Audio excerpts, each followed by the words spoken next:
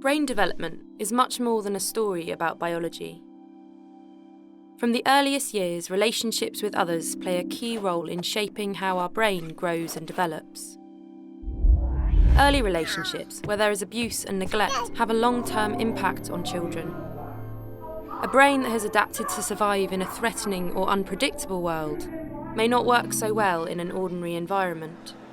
This can create what is called latent vulnerability, where early abusive or neglectful experiences with carers put children at greater risk of experiencing mental health problems in the future.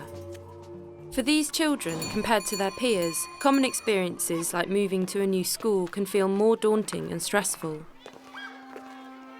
New faces can appear threatening, while positive social cues can be missed. It can be harder to negotiate new social situations and learn to trust new people.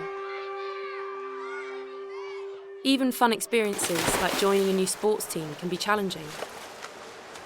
Too much focus on potential threat cues can mean missing out on positive social cues such as a playful nudge. Or it causes an overreaction, which leads to an increased risk of conflict and sometimes violence. These reactions can increase the likelihood of generating new stressful events. It's harder to deal with everyday challenges when you feel unconfident and anxious inside, and harder to build and maintain relationships. Over time, this can mean a child loses friends and the support of adults, and so misses out on opportunities to grow and develop. This social thinning can increase the risk of mental health problems in the future. Neuroscience research is beginning to shed new light on how vulnerability unfolds over a child's life. All children need care and stimulation from adults who value them and who show them attention and love. These experiences shape a child's brain development. When children face traumatic experiences like abuse and neglect, their brain adapts to help them cope. We know of changes in 3 different brain systems: the reward, memory, and threat systems. Experiences of domestic violence or physical abuse can lead to hypervigilance, where the brain reacts more to threat.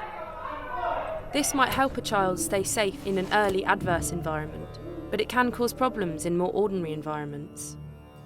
Hypervigilance can best be understood as a pattern of adaptation rather than a sign of damage.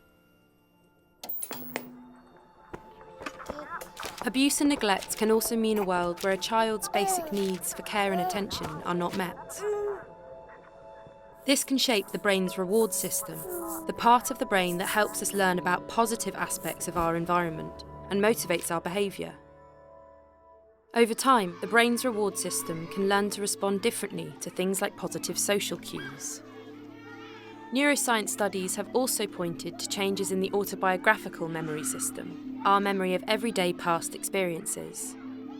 Following trauma, negative memories appear to become more salient, which means they become more prominent than positive ones, and everyday memories can also become less detailed. This is a problem because we need to draw on past experiences to help us deal with new social situations. Neuroscience research is showing how childhood trauma can create latent vulnerability, increasing the risk of later mental health problems like anxiety and depression. This vulnerability is not just located in the child, but arises through their relationships. Helping children who have experienced trauma still requires ordinary boundaries and consequences, but it also requires us to step back and reflect and see behaviour that we find challenging in a different light. A child may simply be doing their best to survive now, with brain adaptations from the past. We know a child's brain has the capacity to continue to adapt. For this to happen, they need our help to build and maintain trusted relationships, manage everyday stresses, and prevent new ones from happening. We need to encourage them to try again and believe things can be different. This is far from an easy task and takes time. Science is helping reframe our understanding of childhood trauma. Seeing children's behaviour in a new light can mean we respond differently. But there is much still to learn. Working together, we can develop more effective approaches that promote resilience and recovery. We can help children build trusting relationships and create opportunities for their brains to adapt in new ways.